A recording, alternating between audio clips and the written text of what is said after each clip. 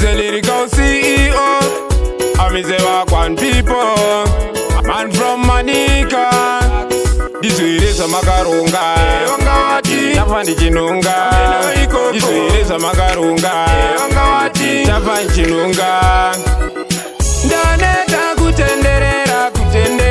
pasi nachiri kubuda Taitombo kaya kuti sakwine rima Kucha tozushena kukabuda rimwe zuva Tichingotenderera pasi nachiri kubuda Taitombo kaya kuti sakwine rima Kucha tozushena kukabuda rimwe zuva Shanda ndinoshanda everyday Kana ndikagara muri inodyei Zvimanje hapana kumirira pei Mabhosi acho akagara mutrei Angori masori zvichanaka mukoma vangu don't worry Asi mudzakanga nekutenda Mwari Posiyana nevanowombera hari Ndaneta kutenderera pasi nachiri kubuda Taitombo kaya kuti sakwine rima Kucha tozochena kukabuda rimwe zuva Tichingotenderera pasi nachiri kubuda Taitombo kaya kuti sakwine rima Kucha tozochena kukabuda rimwe zuva Hand to mouth pachatoita drought Apa upenyu uchivava unge sauti Ndapfugama nemabvindiri kunyengetera Kuti samatenga vagotikomborera Kukandira muvengi mumoto ndompisa Obva atakura hope dzake dzinotyisa Kumuita chiri ndonomutengesa Apa aita munyama kunge nyama ndompisa Ndaneta kutenderera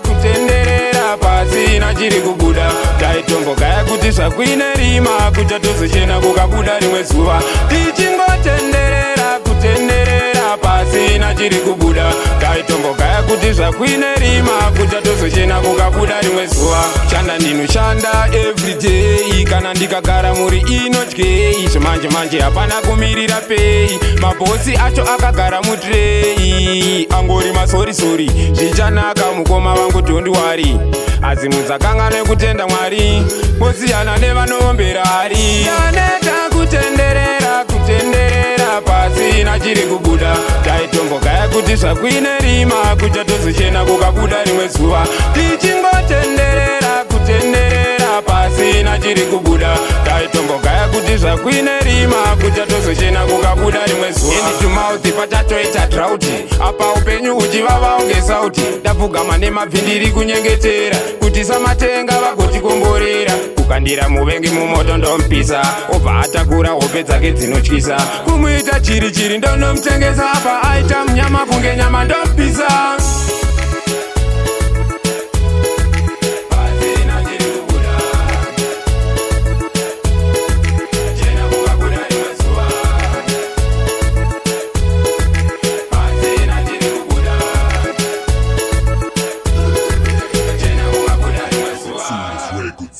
Records.